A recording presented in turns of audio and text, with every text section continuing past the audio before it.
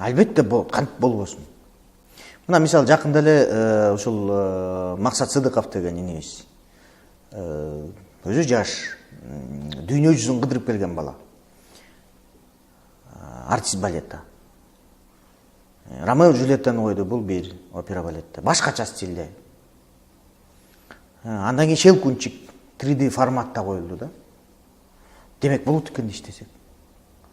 Барзу Хабилович Абдуразаков режиссердун жакшы айткан нерсеси бар да, улан.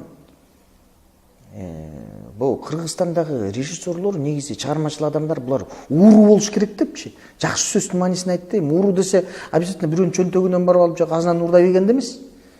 Башка өлкөгө барып, ошо өлкөнүн жакшы коюлган нерселеринен впечатление алып, көз менен уурдап келип, анан биздин өзүбүздүн жерде коюунун максатын түшүндүргөн да.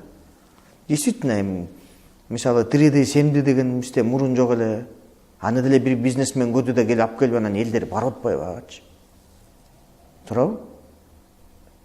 Ошондой технологиялар менен спектакльди койсок да, мисалы жана Гүлсарат боюнча айтып коюнчу, элесең ат деген голограмма болуп турса, сахнадачы. Живой кадымкыдай эметип, чапчып, сүйлөшүп, анан жаратылыш менен ошол Танабайдын ортосунда болгон мамилеси. Анан азыркы жаш келип болуп, смотри, какая голограмма.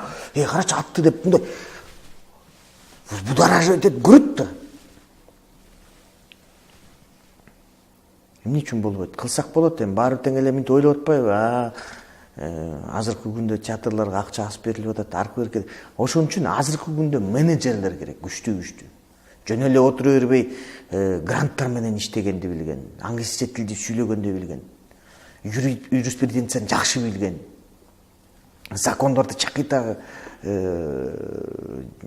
окуй билген, түшүнө билген, адам менен сүйлөшө билген, адамды өзүнө тарта билген личностьтер керек болуп атат да театргачы. Ошол личностьтерге мисалы акча да берет, аларга башкача да сый урмат да. Анан албетте акчаны алгандан кийин эмне кылсам дебей, азыркы күндүн технологиясына согуш керек да, азыркы күндүн технологиясына бериш керек да. Эмне деп элечи? Раматлык Арсен Умралиев Арсен байке айткандай, улан сахнага чыкканда жанды таштап коюш керек депчи. Анысы кандай азыркы күндө надо маданиятка вливать этиш керек. Если биз ушул подрастающий поколенияны сактап калабыз десек, анда азыртан ойлонуш керек да. Күндөн күнгө кечигип эле баратабыз, ачык эле сөз.